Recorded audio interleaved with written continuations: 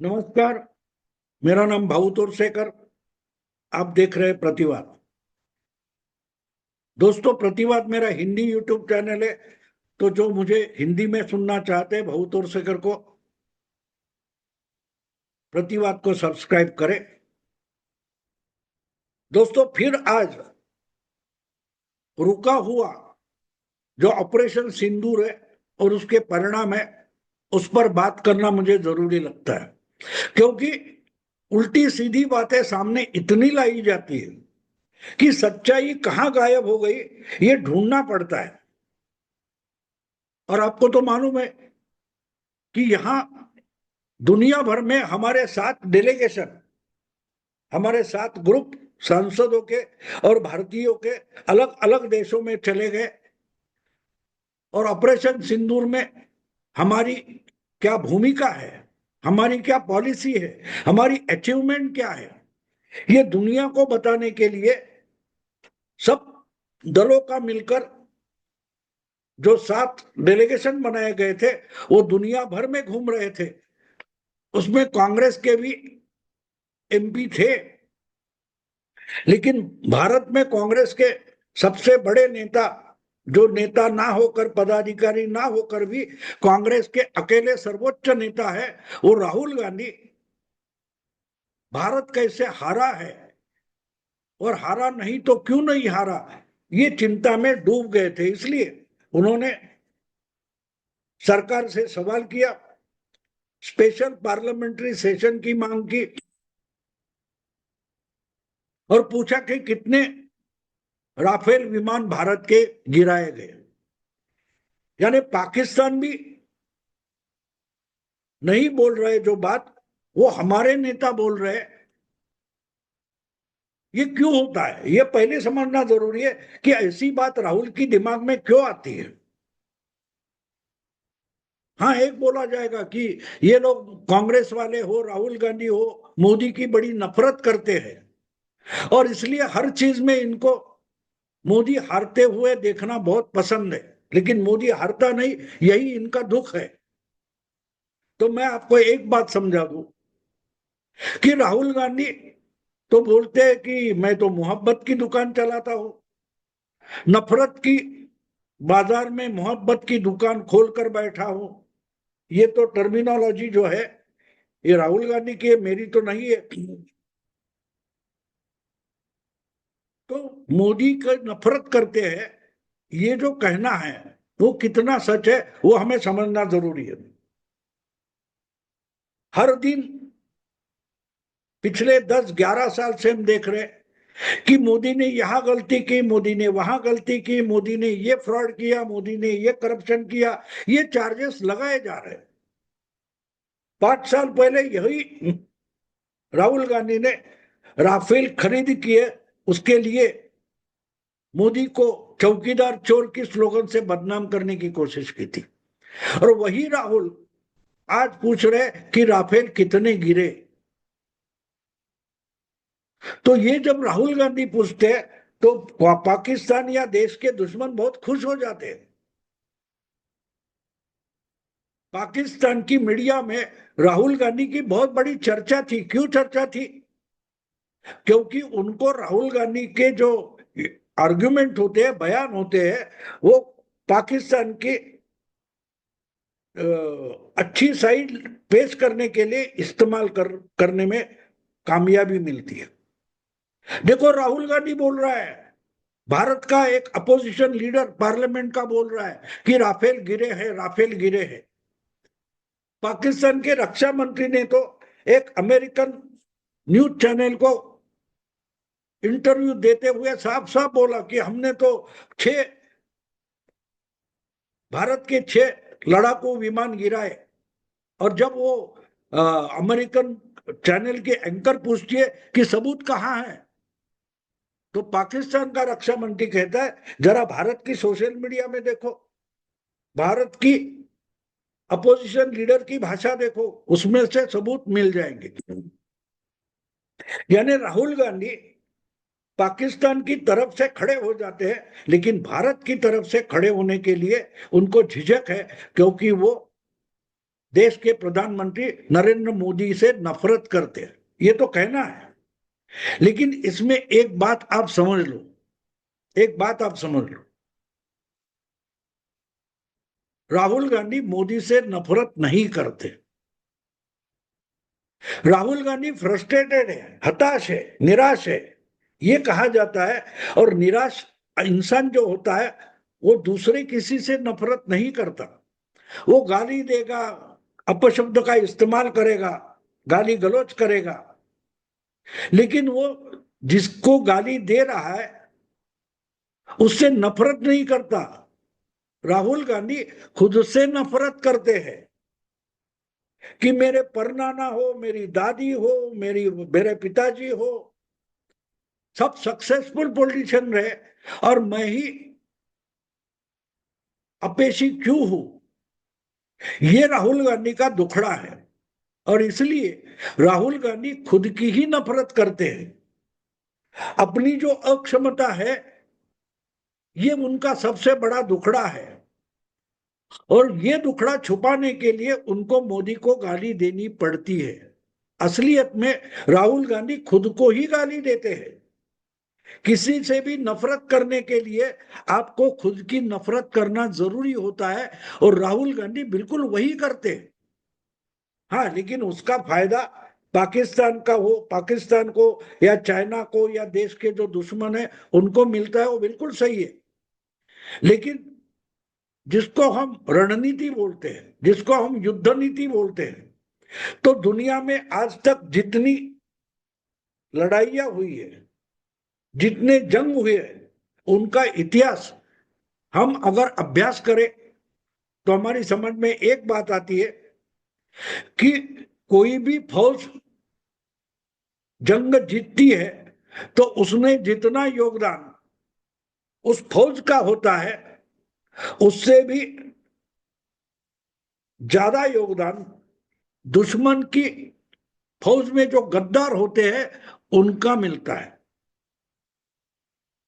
तो पाकिस्तान अगर इस जंग में हार गया है, कुछ घंटों की जंग थी उसमें भी हार गया, पाकिस्तान रिस्पॉन्ड ही नहीं कर पाया, भारत के हमले होते रहे और जो कुछ कदम पाकिस्तान उठाना चाहता था वो भी उठा नहीं पाया। पाकिस्तान के प्रधानमंत्री शहबाज शरीफ है, उन्होंने तो साफ साफ बोल दिया कि 10 तारीख को सुबह पाकिस्तान की फौज, पाकिस्तान का एयरफोर्स भारत पर हमला करने वाले थे, लेकिन सुबह की नमाज होने से पहले ही भारत ने पाकिस्तान का काम तमाम कर दिया था।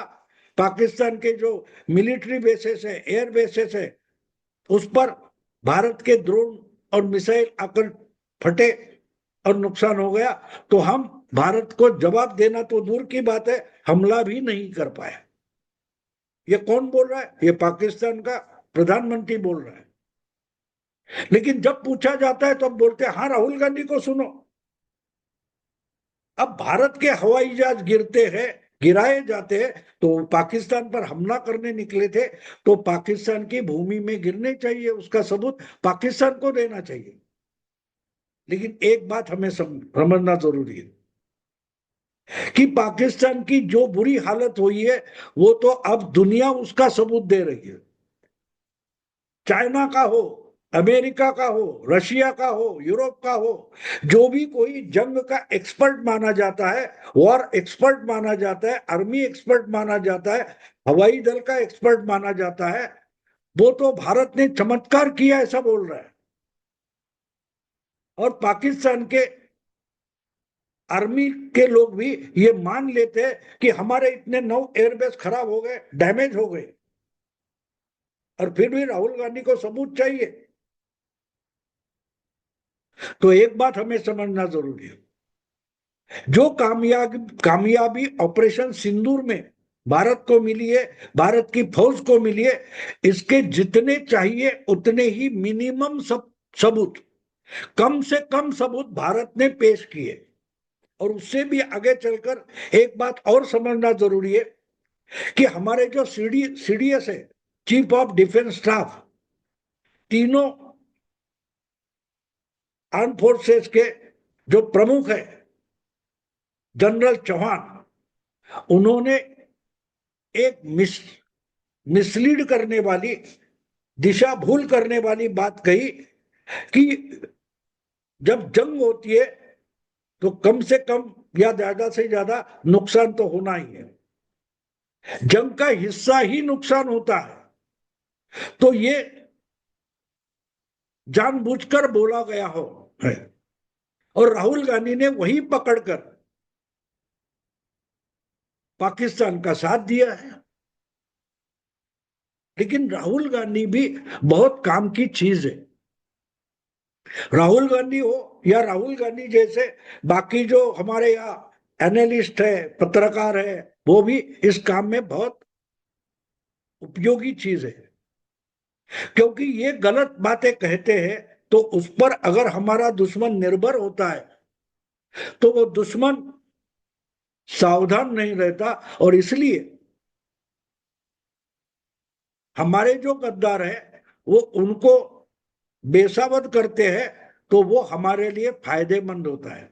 और दूसरी बात ये होती है, अगर पाकिस्तान में कोई गद्दार है उनके लिए, तो वो हमारे लिए बहुत इंपॉर्टेंट काम करता है। अब हमने देखा है कि बहुत सारे भारत के दुश्मन पाकिस्तान में अचानक कोई अज्ञात हमलावर आता है और मार डालता है, लेकिन कोई हमलावर भारत के किसी दुश्मन तोयबा को या मुजाहिदीन को मारता है तो उतना ही काम महत्वपूर्ण नहीं होता। और एक महत्वपूर्ण काम होता है कि छोटी छोटी चीजें बहुत इंपॉर्टेंट होती है। मुझे याद है जब अफगानिस्तान पर अमेरिका ने हमला किया था, तो CNN नाम की जो उनकी चैनल है उस पर एक वॉर एक्सपर्ट बैठा था, और वो जो क्रूज मिसाइल वगैरह छोड़े जा रहे थे अफगानिस्तान पर, उसके बारे में उसने एक बहुत बड़ी बात कही थी कि सिर्फ ड्रोन हो, मिसाइल हो, बम हो, वो फेंकने से जंग जीती नहीं जाती। आपके जवान, आपके सैनिक रणभूमि पर होने चाहिए, बुट्स ऑन द ग्राउंड, ऐसा उसका जो शब्द प्रयोग था। Unless and until boots on the ground is there, तो हमने तो बॉर्डर क्रॉस नहीं किए। ऑपरेशन सिंदूर में भारत ने बॉर्डर क्रॉस नहीं किए, तो फिर हमारे भारत की फौज के लिए, भारत की सेना के लिए, भारत का जंग जिताने के लिए हमारे कौन से बुट पाकिस्तान के ग्राउंड पर थे, ये सोचो। एक बात साफ है कि हमारे लिए पाकिस्तान में अपने देश से गद्दारी करने वाले लोग हैं, जो हमारे लिए पाकिस्तान में रहकर जासूसी करते हैं। जब किसी देश में एक तबका होता है जो अपने देश से, अपने सरकार से, अपनी फौज से नाराज होता है, तो वो दुश्मन देश के लिए काम करना शुरू कर देता है। पिछले 2-3 दशकों में पाकिस्तान में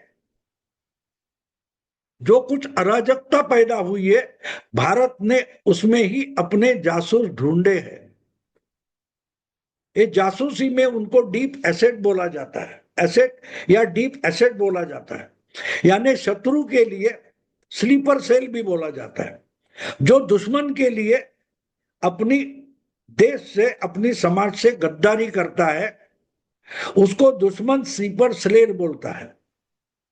वो ऊपर से दिखाई नहीं देगा, वो पाकिस्तान का नागरिक होगा, लेकिन पाकिस्तानी गवर्नमेंट, पाकिस्तानी पुलिस या पाकिस्तानी फौज से नाराज होगा, तो वो भारत के लिए काम करेगा, क्योंकि उसको अपना बदला लेना है वहां की व्यवस्था से, वहां की मशीनरी से। तो हमारे लिए वो बड़ी काम की चीज हो जाता है।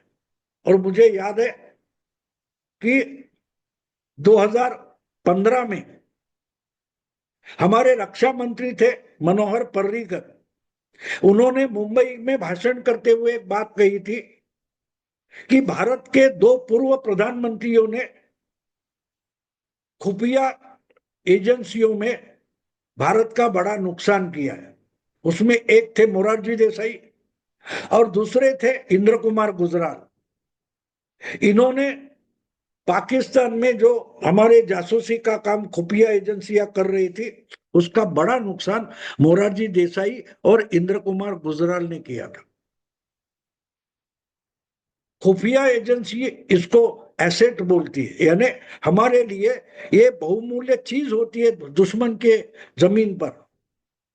अगर उनका नाम और पता चल जाए तो दुश्मन देश उनका खात्मा कर देता है, उनको मार डालता है, गायब कर देता है। तो सिर्फ भारत के दुश्मनों की हत्या करने वाला हमलावर ही हमारा एसेट नहीं होता। हमको पाकिस्तान की बारीक बारीक इंफॉर्मेशन सप्लाई करने वाला अगर होता है तो हमारे जो छूटने वाले मिसाइल है वो सही जगह पर जाकर अटैक कर देते हैं। और इसलिए पाकिस्तान के लिए जो गद्दार है और भारत के लिए जो एसेट है, वो इतने फटाफट जंग जितवा देते।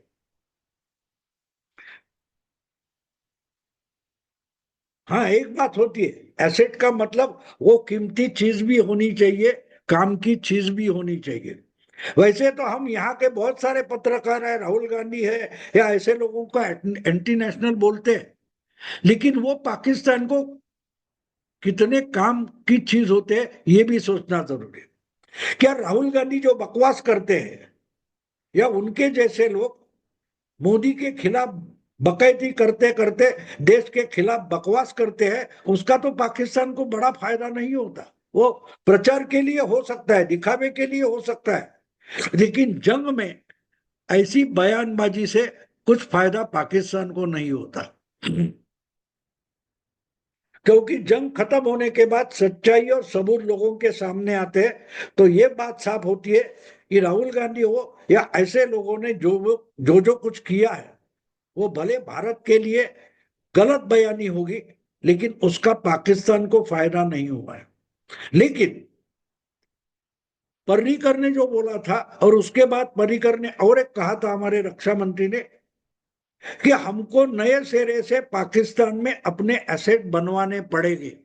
यानी भारत का खुफिया एजेंसी का काम चलाने वाले कुछ अच्छे लोग, कुछ काम के लोग हमें पाकिस्तान में खड़े करने पड़ेंगे। तो इसका मतलब साफ है, पाकिस्तान में भारत के लिए बहुत सारे लोग काम में लगे हुए हैं, वो दिखाई नहीं देंगे, उनका चेहरा नहीं होगा, लेकिन वो बिल्कुल सही काम कर रहे हैं। इसीलिए तो भारत के दुश्मन पाकिस्तान में किसी को सुपारी देकर भी मारे जा सकते हैं।